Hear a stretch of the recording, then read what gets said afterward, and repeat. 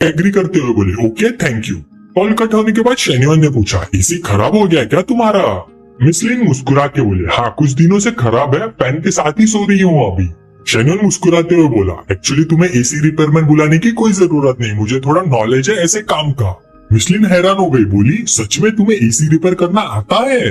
तभी शेन्योन ने अपने मन में सिस्टम को बोला सिस्टम मुझे लास्ट बार वाली स्किल एक्सचेंज कार्ड यूज करनी है। सिस्टम ने तुरंत ऑप्शंस दिखाए, basic cooking skill, basic wrestling skill, basic home appliance repair skill, basic race car driving skill. शेन्योन ने बिना झिझक basic home appliance repair skill को सिलेक्ट किया। तुरंत एक लाइट सी फ्लैश हुई और सिस्टम ने कंफर्म किया स्किल एक्सचेंज सक्सेसफुल। उसने अपने हाथ देखे और बोले लगता है स्क्रू ड्राइवर और टूल चलाने की प्रैक्टिस अब नेचुरली आ गई है मेरे हाथों में। फिर उसने मिसलिन से कहा ऑफ कोर्स मुझे आता है, ये मेरा काम ही है, वैसे तुम्हारा हस्बैंड घर पे है क्या? मिसलिन ने कैजुअली बोला नहीं वो आज रात नहीं आएंगे, पर क्यों?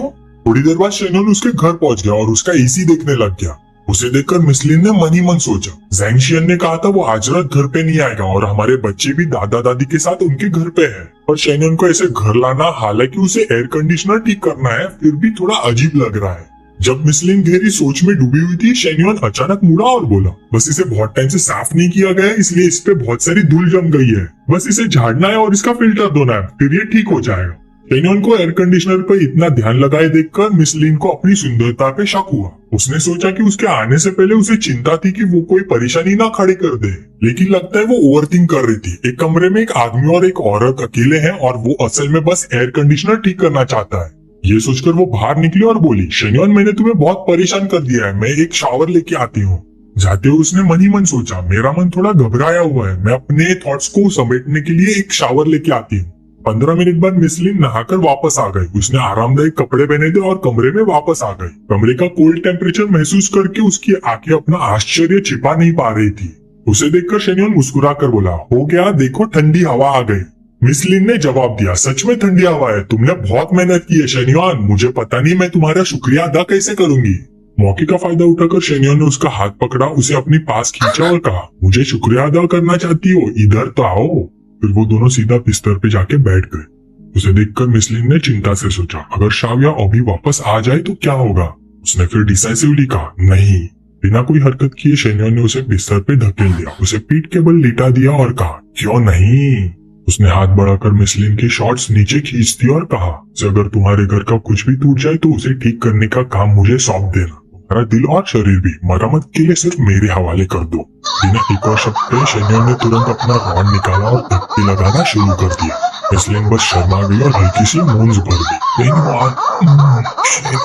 उसने चादर कसकर पकड़ ली और मन ही मन सोचने लगी चलो इस एयर कंडीशनर ठीक करने का पेमेंट ही मान लेते हैं। ऐसा नहीं है कि उसने मुझे पहले कभी खाया नहीं। कुछ देर रॉड की रगड़ के बाद मिसलिन पूरी तरह से पिघल गई। उसकी आंखों में चमक उठी और उसने सोचा तो पूरी तरह से डूब जाने का एहसास ऐसा ही होता है। ये सोचते हुए उसने आगे बढ़कर शेन्योन की पीठ पर अपनी बाहें लपेट ली। अब की तुलना में ज़ैंग के साथ करना बिल्कुल वेस्ट ऑफ टाइम था। फिर उसने अपनी आंखें बंद कर ली और इस फीलिंग का आनंद लेते हुए मन ही मन ज़ैंग को कोसती रही। वो बहुत ही वीक है। तभी अपार्टमेंट के बाहर लिफ्ट के दरवाजे खुले और ज़ैंग ने अपनी टाई ढीली करते हुए किसी को कोसते हुए कहा डैम इट डिस्गस्टिंग। वापस जाते हुए उसने बड़बड़ाया बाहर जाकर शराब पीना और फिर भी किसी को पाने के लिए मुश्किल खड़ी करना और पैसे भी न लेना। ये कहते हुए वो अपार्टमेंट के दरवाजे तक पहुंच चुका था और उसे खोलने के लिए हाथ बढ़ाया।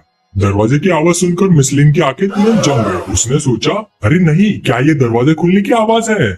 उसने चिंता से दरवाजे की ओर देखते हुए सोचा क्या ज़ैंग सचमुच घर वापस आ गया। मिसलिन ने जैसी आवाज सुनी उसने तुरंत अपना हाथ मुंह पे रख दिया और कांपते हुए सिग्नल दिया।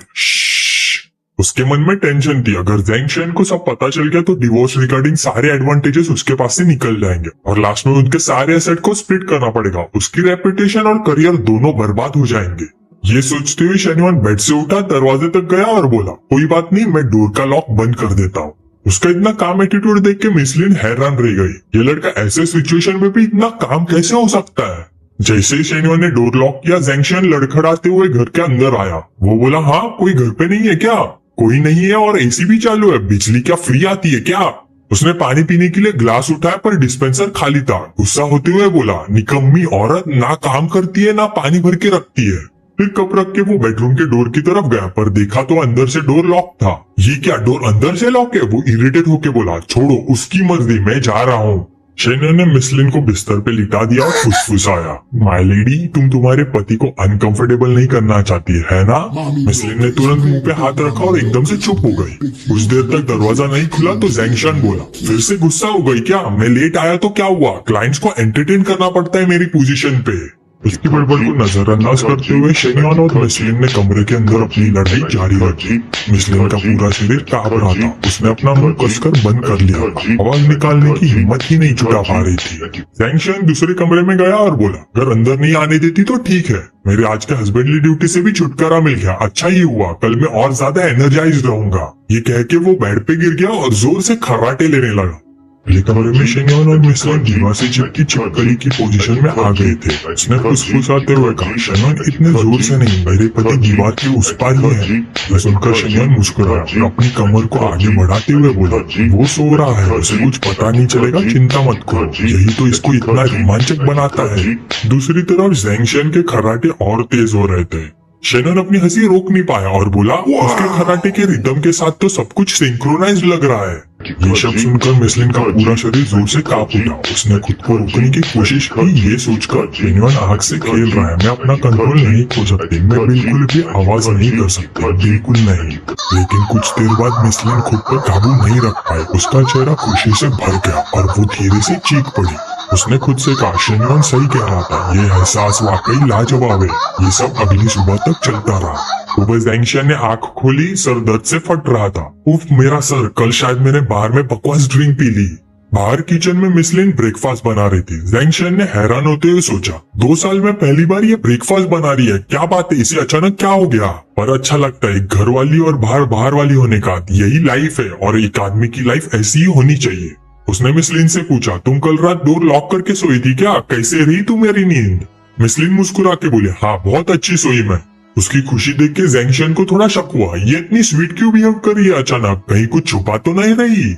ये सोचते हुए वो गुस्से में बेडरूम गया और सब कुछ चेक करने लग गया। बेड तक ये कंबल सब उल्टा पुल्टा कर दिया, पर उसे कुछ नहीं मिला, ना कोई अजीब चीज ना कोई सबूत। फिर डस्टबिन देखा, बिल्कुल साफ। उसने बाहर आकर सोचा, शायद मैं ही ज्यादा ओवरथिंक कर रहा हूँ। तभी मिसलिन ब्रेकफास्ट लेके आई और बोली, चलो खाना खाते हैं। वो सैंडविच खाते हुए बोला, कल रात मुझे लगा कोई वॉल पे कुछ हिट कर रहा है, तुमने कुछ सुना क्या?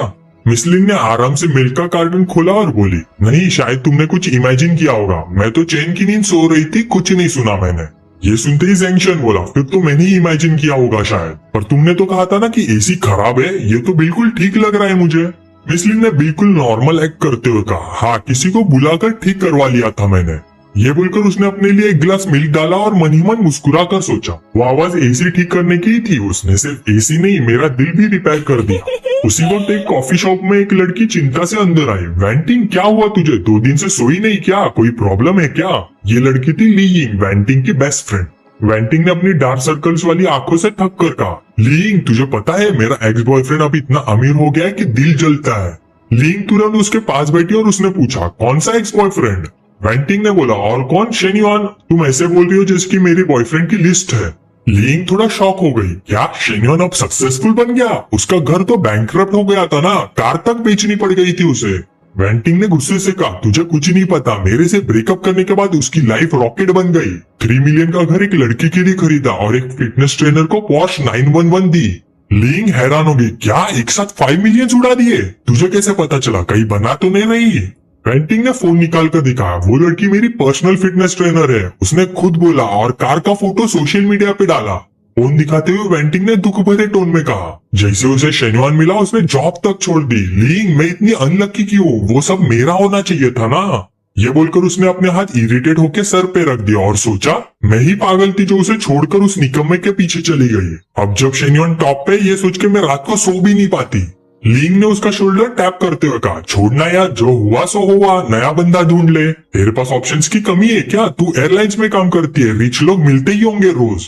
वेंटिंग ने बिटर स्माइल दी, रिच लोग? अब तो मैं करोड़ों में भी इंटरेस्ट नहीं लेती जब तक हजारों करोड़ का ना हो।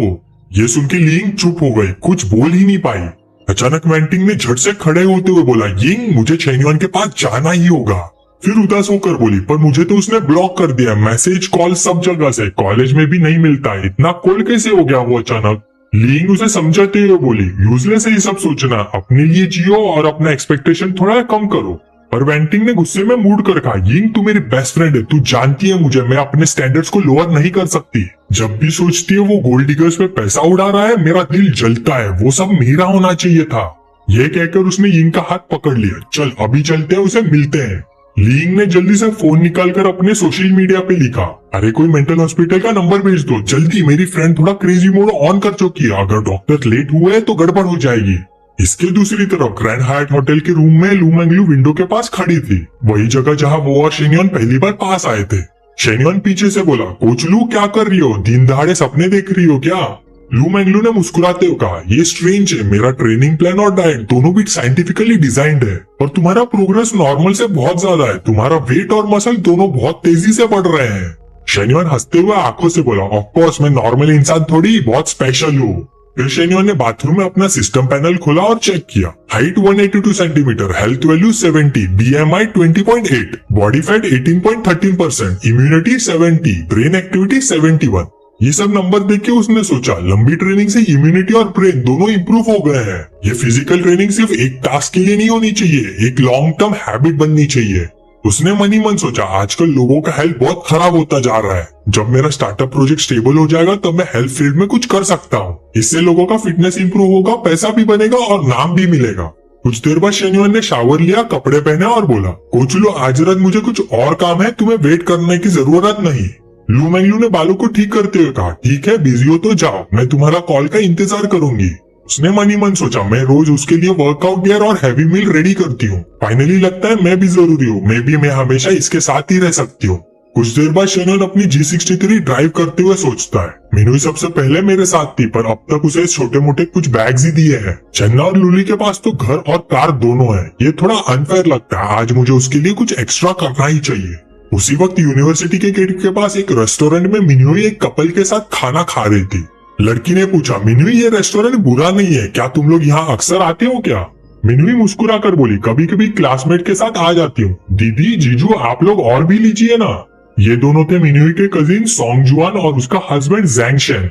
जैंग शेन ने पूछा, मिनुई तुम इंटरनेशनल स्टडीज कर रही हो ना, ग्रेजुएशन के बाद क्या प्लान है? अब तो इंटर्नशिप का टाइम भी आ गया होगा। मिनुई ने काम लिखा, इंटर्नशिप नेक्स्ट सेमेस्टर स्टार्ट होगी, अभी पार्ट टाइम जॉब तक नहीं सोचा। जैंग शेन ने कहा, प्लानिंग जरूरी है, तुम सेकेंड ईयर यूनिवर्सिटी से हो, सो ज्यादा केयरफुली सोचना चाहिए तुम्हें। मिनुई ने सर हिलाकर कहा, हाँ पता है मुझे। फिर सोंग जुआन ने पूछा, वैसे मिनुई बॉयफ्रेंड है क्या तुम्हारा? अगर कॉलेज में डेट नहीं किया तो बाद में मुश्किल होता है। ये सुनकर जैंग शेन ने थोड़ा स्माइल करते हुए बोला, हाँ सही कहा, मेरी तरफ से एक सजेशन है।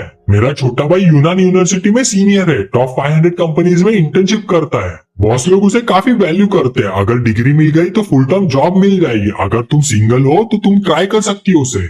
मिनुई ने शांत टोन में बोला, जरूरत नहीं जीजू, मेरा ऑलरेडी बॉयफ्रेंड है। सोंग जुआन थोड़ी हैरान होकर पूछी, कब हुआ ये? घर पे तो किसी ने नहीं बताया। मिनुई ने कामली एक्सप्लेन किया, वो मेरा यूनिवर्सिटी क्लासमेट है, अभी आधा ही महीना हुआ है, टाइम नहीं मिला फैमिली को बताने का। जैंग शेन ने सीरियस टोन में कहा, डेटिंग कोई मजाक नहीं होता, तुम्हारा कॉलेज सेकेंड ईयर है, ज्यादा अच्छे लड़के वहाँ नहीं मिलेंगे, अगर कोई रैंडम बॉयफ्रेंड मिल गया तो फ्यूचर में प्रॉब्लम्स होगी तुम्हें। मिनुई ने मुस्कुराकर बोला, थैंक्स फॉर द एडवाइस जीजू, पर मुझे लगता है मेरा फ्यूचर मुश्किल नहीं होगा। जैंग शेन ने चश्मा एडजस्ट करते हुए एक्सपर्ट लुक दिया और बोला, देखो मिनुई, तुमने कभी काम नहीं किया, तुम्हें दुनिया का एक्सपीरियंस नहीं, कॉलेज के ग्रेजुएट ज्यादातर छोटी कंपनीज में ही लगते हैं, सैलरी भी एवरेज होती है, तुम दोनों फ्यूचर में स्ट्रगल करोगे, घर खरीदना शादी करना मुश्किल होगा। मेरे भाई जैसे टॉप 500 कंपनीज वाले लड़के अलग लेवल के होते हैं। तभी सोंग जुआन ने उसकी बात काट दी, ठीक है मिनुई को अपनी डिसीजन लेने दो। जैंग शेन बोला, मैं तो सिर्फ इसलिए बोल रहा हूँ, मुझे डर है कि कहीं इसका बॉयफ्रेंड पुअर कंडीशन वाला ना हो। मिनुई हंसकर बोली, दीदी जीजू आप लोग टेंशन मत लो। उसने मन में सोचा, तो क्या हुआ अगर यूनान यूनिवर्सिटी में है, तो क्या हुआ अगर वो 500 कंपनीज में है, ये सब मेरे शेन्योन के सामने कुछ भी नहीं है, अगर मैं उन्हें शेन्योन की रियलिटी बता दूं तो शायद सब लोग शॉक हो जाएंगे। ये सोचकर मिनुई उठ गई और बोली, दीदी मुझे अभी निकलना होगा। सोंग जुआन ने हैरान होकर पूछा, जा रही हो, कहीं और जाने का प्लान है क्या? मिनुई ने मुस्कुराकर कहा, मेरा बॉयफ्रेंड मुझे घर खरीदने ले जा रहा है। ये सुनकर दोनों की आंखें फटकर उसे देखते रहे। हाँ घर खरीदने? जैंग शेन ने पसीने से भीगते हुए कहा, तुम कहीं मजाक तो नहीं कर रही? उसके पास इतना पैसा सच में है? क्योंकि सिंचन में घर चाहे फर्स्ट ईयर सिटी जैसा महंगा ना हो पर 1-2 मिलियन